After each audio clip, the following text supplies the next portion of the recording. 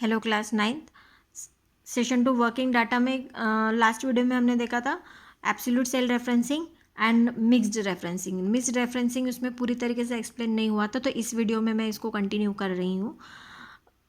Either before column letters हमने यही देखा था कि दोनों में से अब दो पार्ट होते हैं आपके सेल एड्रेसिंग में, सेल रेफरेंसिंग में। तो दोनों भी, एक तो होता है आपका कॉलम लेटर और एक होता है आपका रो नंबर। अब दोनों में से अगर किसी भी या तो कॉलम के आगे या कॉलम लेटर के आगे या फिर रो नंबर के आगे अगर आप डॉलर साइन लगाते हैं तो वो मिक्स्ड रेफरेंसिंग होता है ना। तो this would be mixed referencing कभी होगा जब भी दोनों में से किसी एक के आगे आप डॉलर लगाते हैं। अभी आपको पता है एब्सोल्यूट हम कैसे देते हैं, एब्सोल्यूट में दोनों भी कॉलम लेटर और रो नंबर के आगे भी हम डॉलर साइन लगाते हैं। उसी तरीके से रिलेटिव में हम रो लेटर एंड कॉलम नंबर किसी के भी आगे डॉलर साइन नहीं लगाते, मतलब वो रिलेटिव हुआ। एब्सोल्यूट आपको पता है दोनों के आगे डॉलर साइन लगना है, और मिक्स्ड में आपको पता है दोनों में से किसी एक के सामने आपका डॉलर साइन लगना है ना।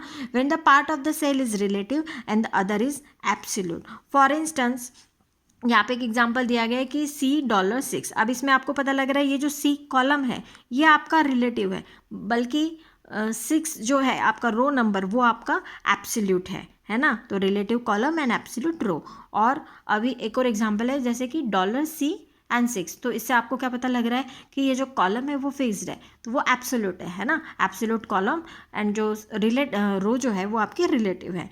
इन a formula having mixed cell reference, mixed cell reference address gets copied only the relative part and it gets updated, है ना। तो जो रिलेटिव पार्ट होता है वो ही अपडेट होता है और जो फिक्स्ड पार्ट होता है वो चेंज नहीं होता है, and rest remains absolute. For instance if a formula in E6, अभी E6 में अगर कोई फॉर्मूला है, क्या दिया है formula C6 into $D6 gets copied. अब ये फॉर्मूला कॉपी होगा तो आगे क्या होगा, रो तो इस, अब यहाँ पे आप देख रहे हैं ये C6 तो टोटली रिलेटिव है ना, इसमें कोई दिक्कत ही नहीं है, ये तो आपकी अपडेट होगी। अब इसमें आप देख रहे हैं कि $D6, अब यहाँ पे आप देख रहे हैं कि कॉलम जो है वो कांस्टेंट है, एब्सोल्यूट है ना। लेकिन जो 6 है इसके आगे डॉलर नहीं, मतलब ये क्या है, रो जो है वो आपकी अपडेट होंगी। तो रो जो है आपकी रिलेटिव है ना। अब इसको आप कॉपी करेंगे तो ये नेक्स्ट सेल में आपको फॉर्मूला क्या हो जाएगा, ये हो जाएगा C7 into $D7। If you copy the formula C6 into $6, तो यहाँ पे अब क्या हो जाएगा, यही फॉर्मूला अगर हम कॉपी करेंगे तो 6 के आगे हमने डॉलर लगाया है, मतलब जो रो है आपकी वो कांस्टेंट है, वो आपकी एब्सोल्यूट है।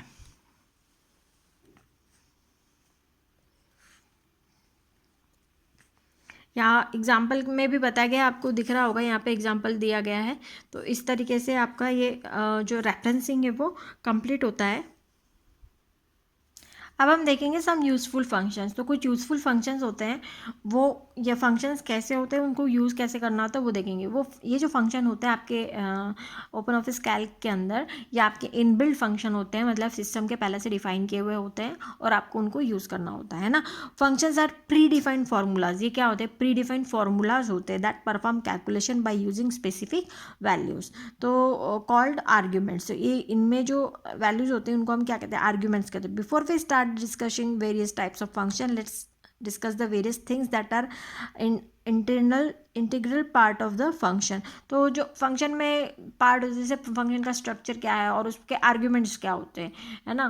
तो पहले बात करेंगे हम आर्ग्यूमेंट्स की। तो आर्ग्यूमेंट्स क्या होते हैं, एक वैल्यूज़ होते हैं, लीगल वैल्यूज़ होते हैं। जो आर्ग्यूमेंट्स मतलब कहते हैं वैल्यूज़ होते हैं। Arguments are the values pass to the function, जो फंक्शन को हम पास करते हैं, and using which the functions carries out some tasks. Arguments can be numbers, text, logical values such as true or false. तो arguments आपके कुछ भी हो सकते हैं, चाहे वो नंबर होंगे या टेक्स्ट होंगे या फिर कोई लॉजिकल वैल्यू जैसे ट्रू एंड फॉल्स की, या फिर रेंजेस या फिर सेल रेफरेंसेस। आपके आर्ग्यूमेंट्स कुछ भी हो सकते हैं, value, number, text, logical values और cell reference also. Even error values can also भी यूज एज अ आर्ग्यूमेंट्स। तो एरर वैल्यूज़ भी कुछ होते हैं, वो एज अ आर्ग्यूमेंट हम यूज़ कर सकते हैं। आर्ग्यूमेंट कैन ऑल्सो भी कॉन्स्टेंट फार्मूलाज एंड और अदर फंक्शंस। ना अब स्ट्रक्चर के बारे में देखेंगे कि किसी फंक्शन का स्ट्रक्चर कैसे होता है। तो स्ट्रक्चर में हम मतलब फंक्शन को कैसे लिखा जाएगा, तो फंक्शन को लिखने के लिए सबसे पहले आपको फिर फार्मूला की तरह ही यूज़ करते हैं, जैसे कि इक्वल साइन हम पहले देते हैं, उसके बाद में फंक्शन नेम जो भी है वो लिखते हैं। आफ्टर दैट ओपनिंग ब्रैकेट्स हम देते हैं जहाँ पे, जिसको हम पैरेंथेसिस कहते हैं, देखेंगे हम आगे। The structure of the function begins with the function name.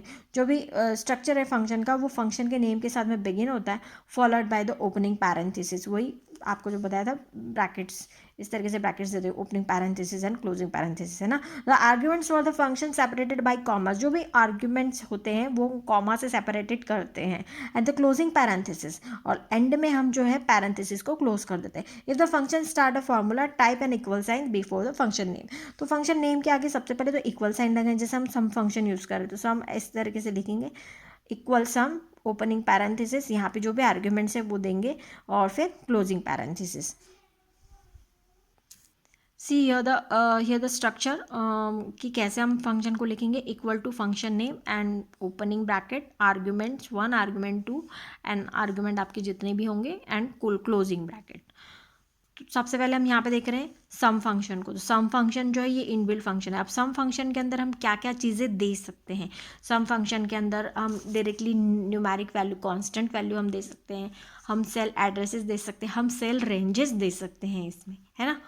तो देखेंगे the functions adds all the numbers in the range of cells. तो जो भी नंबर्स है इन सभी को क्या करता है, ये ऐड कर देता है सम नाम का फंक्शन, है ना।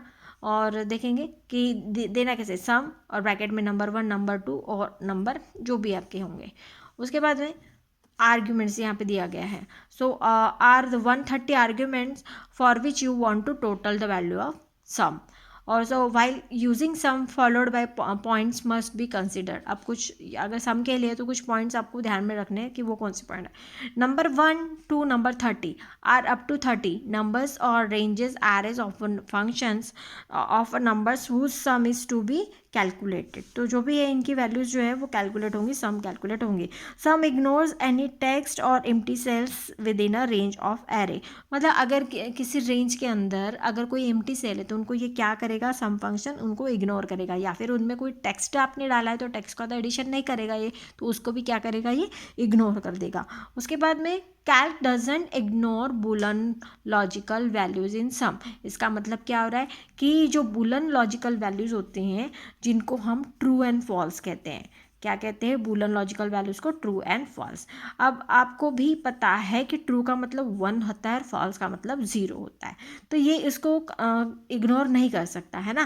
Calc does not ignore boolean logical values in sum. In calc true it is considered as 1 and false is 0।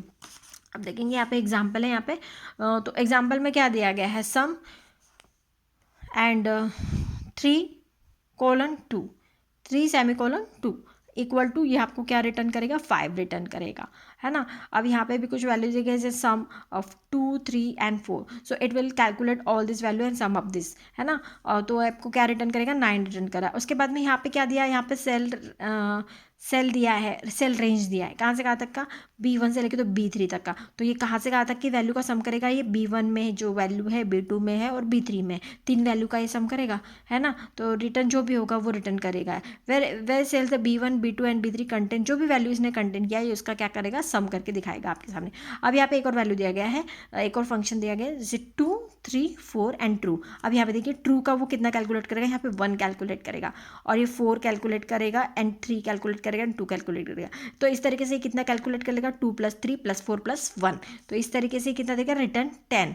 Return 10 क्यों, क्योंकि 4 + 3 7, 7 + 2 is 9 एंड +2 का एक 1 हो जाएगा, दैट इज 10। इस तरीके से वो 10 रिटर्न करेगा। तो आई होप ये आपकी समझ में आ गया होगा। उसके बाद बात करेंगे एवरेज फंक्शन की। अब एवरेज फंक्शन क्या है, एवरेज फंक्शन आपको एवरेज कैलकुलेट करके देगा, है ना। This function return the average arithmetic means of the arguments. The syntax of this function is follow. अब यहाँ पे सिंटेक्स भी दे दिया गया है, नंबर 1 नंबर 30 तक, मतलब जो भी वैल्यूज है यहाँ पे दी गई है। where the number 1, number 2, that is the number 1 to 30 numeric arguments for which you want to the average। अब जिसका आपको एवरेज कैलकुलेट करना है ये उनकी वैल्यूज है। The arguments must be either numbers और नेम्स और एरेज और the reference that contains numbers if an array or reference argument contains text। Logical values और empty cells, those values are ignore. तो ये हमने देखा था सम फंक्शन में भी कि लॉजिकल वैल्यूज जो होते हैं और जो आपके एम्प्टी वैल्यूज होते हैं, एम्प्टी सेल्स होते हैं, ये इनको क्या कर देता है, इग्नोर कर देता है। However cells with the value 0 are included.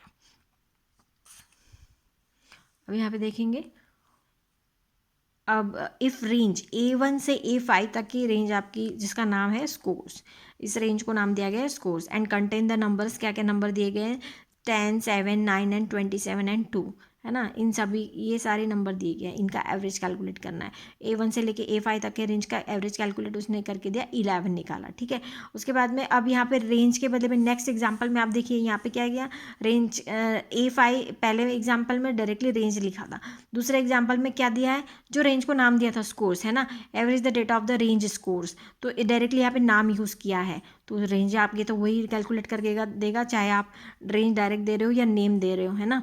उसके बाद में एवरेज निकाल देगा A1 से A5 तक, और एक वैल्यू ऐड करके देगा, है ना, average of the data in the A1 to A5 and number 5, इस तरीके से।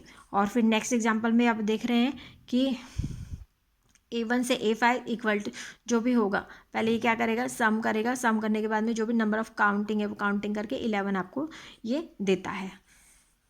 इफ C1 टू C3 एक रेंज दिया गया, इज नेम्ड अदर स्कोर्स, एक उसको नाम दिया गया other score, the contains the numbers 4, 18 and 17, then average, अब देखिए आप यहाँ पे एवरेज, अब दोनों रेंज का नाम यहाँ पर दिया गया है, एक स्कोर है और दूसरी रेंज है आपकी अदर स्कोर, इन सभी का कैलकुलेशन डायरेक्टली वो आपका एवरेज निकाल के देगा इसमें।